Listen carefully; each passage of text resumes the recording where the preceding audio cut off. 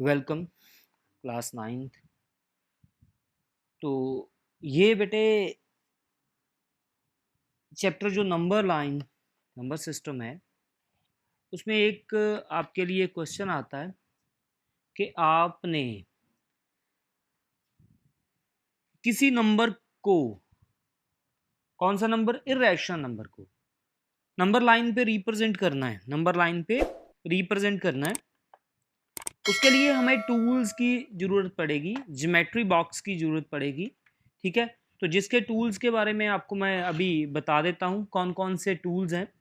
For example, ये आपके लिए प्रोटेक्टर है, इसको प्रोटेक्टर बोलते हैं, इसको सेट स्केयर बोलते हैं।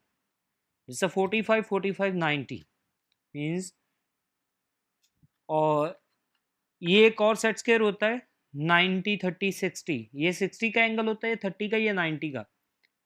ठीक है, स्केल की जरूरत पड़ेगी, पेंसिल की शार्प इनफ, ये शार्प होनी चाहिए, ये शार्प नहीं है कोई बात नहीं, मगर शार्प होनी चाहिए आपके पास।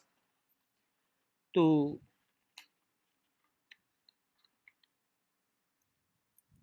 ये कंपास, और ये इतना ही इनफ है आपके लिए।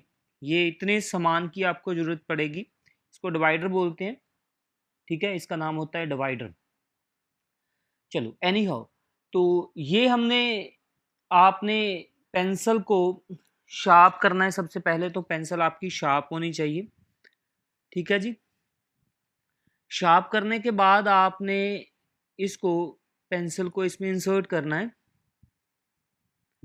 और ये दोनों इक्वल होने चाहिए। ऐसे इन दोनों को इक्वल रखना है, इक्वल। ठीक है, इन दोनों को इक्वल रखना है, ऐसे जैसे मैंने रखा है। इन दोनों को, इसको पूरी तरह टाइट कर देना है, इक्वल होने चाहिए। ठीक है जी, तो ये हमारा काम एक हो गया। और ये शार्प नहीं है, मैं फिर बोल रहा हूँ आपको, ये शार्प होनी चाहिए। ये शार्प नहीं है, मेरे पास शार्पनर नहीं था, मुझे नहीं मिला। ठीक है, तो ये शार्प होनी चाहिए। और दूसरी पेंसिल भी आपके पास होनी चाहिए, वो भी शार्प होने। दो पेंसिल्स आपके पास, एक छोटी, इतनी बड़ी जितनी ये है, और एक थोड़ी बड़ी, छोटी कोई बात नहीं है इसके लिए, तो इस पर तो निशान ही लगाएंगे। ठीक है जी, तो ये चीज़ें हमें चाहिए। इन चीज़ों के बाद आपने क्वेश्चन जो सॉल्व करना है, ठीक है, आपके एक पेपर के ऊपर या कॉपी के ऊपर जैसे भी आप सॉल्व करोगे, तो उस पर क्वेश्चन आएगा कि under root to represent, under root 2 on number line. तो इसको नंबर लाइन पे आपने रिप्रेजेंट करना है। ये आपको क्वेश्चन आएगा कि इसको नंबर लाइन पे रिप्रेजेंट कर दीजिए। ठीक है जी, तो इसके लिए आपको, इसको रिप्रेजेंट करने के लिए इन चीज़ों की जरूरत पड़ेगी। कैसे करना है, इसके दो मेथड्स हैं, देयर आर टू मेथड्स। ठीक है, एक को पाइथागोरस पाइथागोरस थ्योरम बोलते हैं।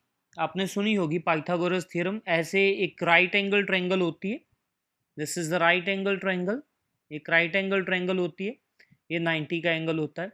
इसको हम बेस बोलते हैं, इसको हाइपोटेन्यूज बोलते हैं, इसको परपेंडिकुलर बोलते हैं। ठीक है, हाइपोटेन्यूज सबसे बड़ा होता है।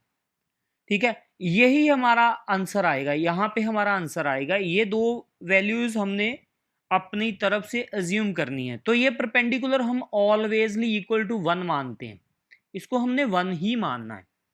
ठीक है, मींस एक वैल्यू हमारी नोन हो गई, दूसरी हमने फाइंड करनी है, तीसरी हमारे पास बन जाएगी, ऑटोमेटिकली बन जाएगी। ये पाइथागोरस थ्योरम क्या क्या होती है कि हाइपोटेन्यूज क्या होता है, बेस का स्क्वायर प्लस परपेंडिकुलर का स्क्वायर का अंडर रूट। ठीक है, ये अंडर रूट वाली टर्म ही हमें पाइथागोरस थ्योरम ही, बिकॉज हमने अंडर रूट 2 ही निकालना है, अंडर रूट वाली वैल्यूज ही हम निकालेंगे नंबर लाइन पे। उनको हम इर्रेशनल नंबर बोलते हैं, अंडर रूट वाली वैल्यूज को हम इरेशनल नंबर बोलते हैं। ये आपने रैशनल नंबर बहुत से फाइंड किए होंगे, जैसे पहली नंबर लाइन पे आप पिछली क्लासेस में या इस क्लास में भी नंबर लाइन पे रिप्रेजेंट करते हैं 2/3, 3/4, या ऐसे कुछ भी वैल्यूज हैं तो वो आपने रिप्रेजेंट की हैं। ठीक है, वो आपको करनी आती हैं। ठीक है, उनको हम रैशनल नंबर बोलते हैं, P/Q की फॉर्म में। ठीक है, तो ये है इर्रेशनल नंबर। इर्रेशनल नंबर की मीन से ये, इनकी पहली बात ये बता देता हूं कि ये अप्रॉक्सीमेट वैल्यू होगी, एग्जैक्ट वैल्यू नहीं होगी, बिकॉज ये कभी भी फिनिश नहीं होती है। ठीक है, जैसे 1.2323 कोई भी मैं 23457 कुछ भी आता जाए इसके पॉइंट के बाद इसकी वैल्यू, जैसे √2 की है 1.43 समथिंग, ऐसे चलता ही जाता है इसको। ठीक है, ऐसे इसको 1 पॉइंट हम 4 ही लिख देते हैं, मगर इसके आगे वाली का कभी फिनिश नहीं होती, ये कभी फिनिश नहीं होगा। ठीक है, जैसे तो ये फिनिश नहीं होगा, इसकी कुछ वैल्यू हमारे पास आएगी, तो वो वैल्यू हमने इस नंबर लाइन पे रिप्रेजेंट करनी होती है। नंबर लाइन पे रिप्रेजेंट करेंगे,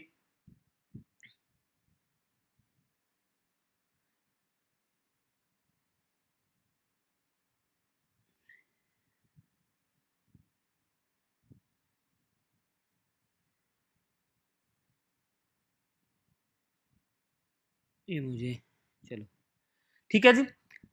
तो पहली बात हमारे पास है कि आपके लिए एग्जाम्पल है, ये आपकी बुक में एग्जाम्पल है, क्वेश्चन आपके √5 वाला है। तो हम एग्जाम्पल, मैंने बोला है दो मेथड्स हैं, ये पहला मेथड है, this is the first method, ये फर्स्ट मेथड है। सेकंड मेथड इसके बाद एक एक्सरसाइज और आएगी, उसके बाद आ जाएगा। आप चाहो तो किसी भी मेथड में से कर सकते हो, उसका कोई प्रॉब्लम नहीं आएगी, कोई दिक्कत परेशानी नहीं आएगी।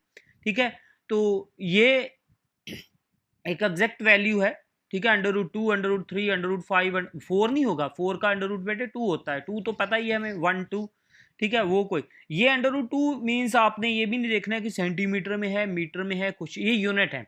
यूनिट का मतलब है कि आप स्केल से इस तरफ से भी ले सकते हो, 0 1 2 3, इस तरफ से भी ले सकते हो, ये कोई प्रॉब्लम नहीं है कि आपने इस तरफ से लेना है या इस तरफ से लेना है, ये इसकी कोई प्रॉब्लम नहीं है। आप ये बड़े वाले नंबर जो है ना 1 2 3 4 5 इससे भी ले सकते हो, ये छोटे वाले नंबर जो है 0 1 2 3 4 इससे भी ले सकते हो, ये मुझे कोई इसमें परेशानी की बात नहीं है। मैं इससे बड़े से ले रहा हूँ बिकॉज आपको दिख जाए, इसलिए। अब बात क्या है, अब करना क्या है, ये बात, अब मुद्दे की बात पे आते हैं कि करना क्या है। √2 को रिप्रेजेंट करने के लिए नंबर लाइन के ऊपर हमने क्या करना है, पहले तो हमने एक लाइन लगानी है ऐसे, बिना मेजरमेंट के, बिना मेजरमेंट के ऐसे एक लाइन लगा देनी। चलो जी, ये हमारी लाइन लग गई। ठीक है जी, ये सबको आती है लाइन लगानी, बिल्कुल सीधी स्ट्रेट लाइन लगानी है पेंसिल स्केल के साथ। ठीक है जी, अब √2 है हमारे पास, √2 है, √2 हमने निकालना है। पाइथागोरस की हेल्प से ये वाला बेटे 1 है, 1 का स्केयर, 1 का स्केयर 1 ही होता है। और यहाँ पे हम क्या रखें कि √2 बन जाए, यहाँ पे हम क्या रखें कि √2 बन जाए, मैं 1 का स्केयर ही यहाँ पे रखूंगा, तो ये देखिए 1 + 1 √2। ठीक है, ये √2 आ गया। अब मुझे पता चल गया इस बात से कि बेस एंड परपेंडिकुलर दोनों ही मैं √2 फाइंड करने के लिए 1 1 रखूंगा। ये मुझे पता चल गया कि मैं 1 1 रखूंगा, 1 एंड, ये आप चाहो तो इस एज से लगा सकते हो, चाहो तो आप सेंटर में से लगा सकते हो, ये कोई प्रॉब्लम नहीं, कोई डाउट नहीं है। कहीं से भी एक लाइन लगाई थी और उसको मैंने, ये देखिए, एक पॉइंट ये लगाया, दूसरा पॉइंट मैंने ये लगा दिया, और ये मेरा, और ए मैंने इसको नाम दे दिया AB। अब मैंने इसको नाम दे दिया और यहाँ पे मैंने लिखना भी है। फर्स्ट स्टेप पे क्या लिखा, ड्रॉ ए लाइन, पहले हमने लाइन, सबसे पहले हमने लाइन लगाई थी। दूसरे पॉइंट में हमने क्या किया, ठीक है, make a line segment AB = 1 unit, मैंने यूनिट ही लिखना है। ठीक है, मैं 1 सेंटीमीटर, 1 मीटर, 1 किलोमीटर कुछ नहीं लिखूंगा। ठीक है, ये मैंने यूनिट ही लिखना है, बिकॉज मैंने √2 को रिप्रेजेंट करना, √2 सेंटीमीटर को नहीं। अगर सेंटीमीटर लिख कर आ जाए तो आपने सेंटीमीटर वाला इधर वाला काम है, यही आपने लेना, फिर आपने ये वाला नहीं लेना है, इधर वाला। ठीक है, फिर छोटे वाला लेना है, छोटे वाला सेंटीमीटर होता है। ठीक है जी, ये आपने देखना है, अगर √2 ही आए तो यूनिट है, फिर आप मीटर सेंटीमीटर जो भी ले चाहो ले सकते हो, कोई प्रॉब्लम नहीं है। अगर आपको सेंटीमीटर लिख कर आ जाए तो फिर आपने इधर वाला ही लेना है। चलो एनी हाउ, AB को हमने 1 यूनिट बना लिया। अब हमने हमारा काम है इससे, ये वाला, इसको क्या बोलते हैं, ये हमने थोड़ा सा इसको खोलना है। कितना खोलना है इसको, थोड़ा सा मीन्स कि हमें दिख जाए। ये आपने इसको परपेंडिकुलर ड्रॉ करना आपको पहले भी आता होगा। एक पॉइंट पे अपने परपेंडिकुलर ड्रॉ करना है ऐसे, एक पॉइंट पे इसको थोड़ा सा खोल के ऐसे पूरी एक आर्क लगा देनी है जो इस लाइन को और इस लाइन दोनों लाइंस को कट जाए। इसको छेड़ना नहीं है, इसको ऐसे यहाँ से ही पकड़ना है, इधर से, ठीक है। इसको छेड़ना नहीं है, पेंसिल को बिल्कुल भी टच नहीं करना है। और एक एज पे हमने ये रखना है, एक एज पे ऐसे, एक एज पे हमने, ये आपको दिख रहा होगा मेरे ख्याल से, एक एज पे हमने ये वाला जो बिल्कुल पॉइंट है उसके कॉर्नर पे ये वाली चीज हमने रखनी है, ऐसे इसको खड़ा कर देना है और ये हमने यहाँ पे कट करना है। एक निशान लग गया और फिर दोबारा इसी निशान पे इसको ऐसे रखना है, ये दूसरा निशान लग गया, ठीक है जी। अब चाहो तो आप छेड़ भी सकते हो, नहीं छेड़ोगे तो भी कोई प्रॉब्लम नहीं है। दोनों को हमने ऐसे, इस पॉइंट को यहाँ पे और इस पॉइंट से यहाँ पे परपेंडिकुलर ड्रॉ करना है, आपको आता है, ठीक है। परपेंडिकुलर ड्रॉ करना है, हमने प्रोटेक्टर की हेल्प से नहीं करना है, सब कुछ हमने, इसको प्रोटेक्टर बोलते हैं। इस पे भी परपेंडिकुलर 90 आप चेक कर सकते हो, इसको बना हुआ जब बन जाएगा इस पे चेक करवा देता हूँ आपको मैं, चेक कर सकते हो, मगर इसकी हेल्प से आपने बनाना नहीं है, ठीक है।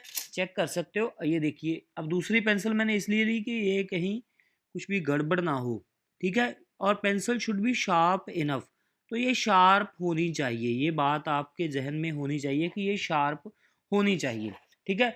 अगर ये शार्प नहीं है, चाहो तो इससे चेक कर सकते हो, देखो ये सेट स्केल होता है, इससे भी आप चेक कर सकते हो, ठीक है। इससे आप चेक कर लीजिए, ये देखिए, इससे हम चेक कर लीजिए। थोड़ा बहुत पेंसिल की कारण इसमें थोड़ा सा चेंजेस आएंगे, पेंसिल थोड़ी सी बोल्ड है तो ये हो सकता है थोड़ा बहुत एक आधी डिग्री इधर उधर हो जाए।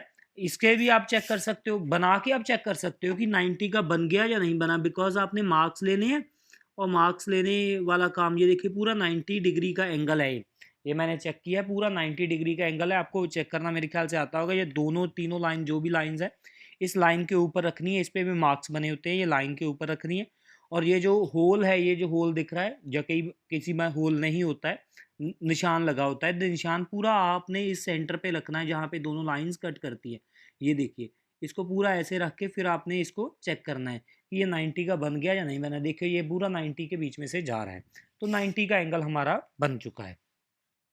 परपेंडिकुलर बनाना क्यों जरूरी था? पाइथागोरस कहती थी कि परपेंडिकुलर बनाइए। अब हमने ये तो 1 यूनिट लिया था और ऊपर वाला भी 1 यूनिट ही लेना है। आप चाहो तो इसकी हेल्प से इसको ऐसे भी ले सकते हो, ये देखिए, इसको इसकी हेल्प से मैंने ले लिया। आप चाहो तो इसको कंपास की हेल्प से कट भी कर सकते हो, ऐसे कंपास की हेल्प से ऐसे इसको खोलना है, ठीक है। 1 यूनिट हमने खोलना है इसको ऐसे, तो इसकी हेल्प से आपने इसको यहाँ पे रख के ऐसे आप कट भी कर सकते हो। ये दोनों ही वे ठीक है, ये कोई नहीं पूछेगा, ठीक है जी। तो ये तीसरा पॉइंट हमने क्या किया था, मेक,